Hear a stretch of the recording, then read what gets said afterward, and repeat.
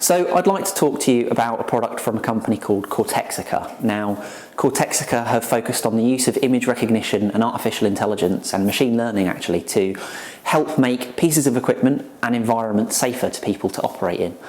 Now, in this particular case, we've got a dangerous piece of equipment on screen here. So we've got a cement mixer. So in this case, we're talking about a construction site scenario. And what we're going to see when I step in front of the camera in a moment is that the artificial intelligence and the image recognition is going to kick in and is going to immediately detect that I'm not dressed appropriately to actually operate that dangerous piece of equipment. And the result there is that will not switch on. So I'm going to step in front of the camera now. What you're going to see on screen, so I'm now by the cement mixer. You can see hopefully red boxes appearing around me. So around my upper torso and around my head there are now red boxes, and those are indicating that the artificial intelligence has spotted the fact that I'm not dressed appropriately to operate that equipment. And as I said, it won't switch on as a result. However, as I start to pop on my various pieces of PPE, so we'll start off with our high-vis jacket there, what you're going to see is that my upper torso turns to green.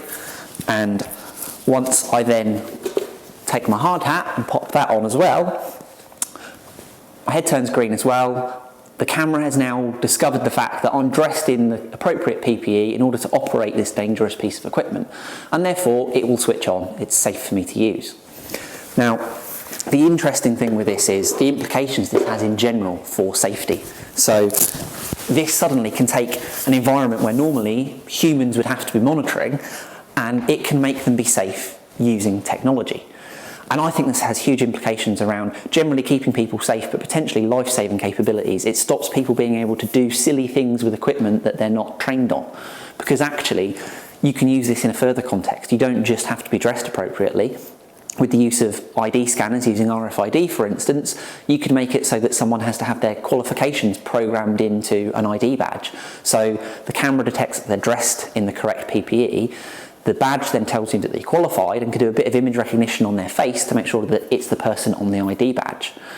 You can take that even further. You can geofence equipment now, so that in addition to those two previous factors, you can also make the equipment only operate if the person is dressed appropriately, they're qualified, and the equipment itself is in a designated work zone. As I say, the implications here are that we can stop there having to be lots of yard marshals looking after people. We can do this through technology, and suddenly we make people safer through a fairly simple implementation here. And it's really interesting to see how actually technology can be used to look after people in other ways as well. And I'm thinking here in a retail scenario. Now, on screen now you're seeing some information around a company called Hoxton. Now, Hoxton Analytics, they take the idea of image recognition and artificial intelligence and they spin it off in a slightly different direction. Now, a couple of years ago in the UK, when the GDPR ruling came into effect, a number of retailers became a little bit unsure about the use of CCTV. They had this fear in that initial announcement of GDPR that they might not be able to use CCTV in the same way. They felt that if they captured images of people's faces, that meant that they would have to store those faces and people might be able to do subject access requests on them. And that's not truthfully how GDPR works. It's okay to film for CCTV purposes.